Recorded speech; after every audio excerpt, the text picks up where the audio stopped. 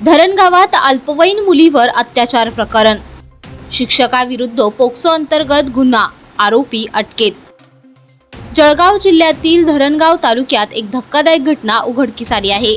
अल्पवयीन मुलीवर लैंगिक अत्याचार केल्याप्रकरणी एका शिक्षकाविरुद्ध पोक्सो कायद्यान्वये गुन्हा दाखल करण्यात आला असून पोलिसांनी संबंधित आरोपी शिक्षकाला अटक केली आहे।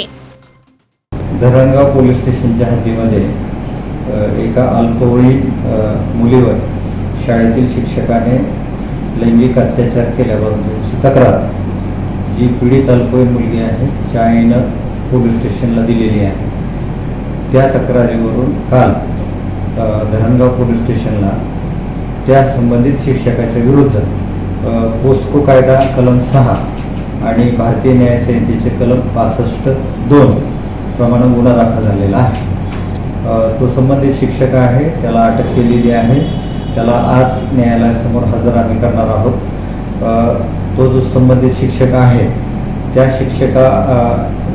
शिक्षकाचा जो शिक्षण विभाग आहे त्या शिक्षण विभागाला देखील आम्ही त्यानं जे काही गैरकृत्य केलेलं आहे त्याच्याबद्दलचा अहवाल आणि त्याच्याविरुद्ध दाखल झालेला गुन्हा याबाबतचा अहवाल पाठवून त्याच्यावर योग्य ती खात्याअंतर्गत कारवाई करण्याची आम्ही त्यांना शिफारस करीत आहोत।